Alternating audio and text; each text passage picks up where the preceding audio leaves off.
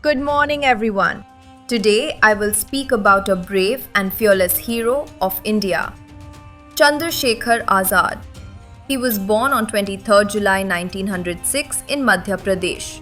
From a young age, he loved his country and wanted India to be free from British rule.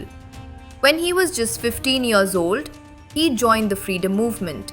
After he was caught for protesting, he told the British his name was Azad, which means free, and he said he would never be caught alive. He became a member of the Hindustan Socialist Republican Association HSRA and worked with other great heroes like Bhagat Singh and Rajguru. He helped plan actions to fight the British government and inspire Indians to stand up for freedom. Chandrashekhar Azad was clever, fast, and very brave. The British feared him. In 1931, the police surrounded him in a park in Allahabad. Azad fought back alone to protect his country and his friends.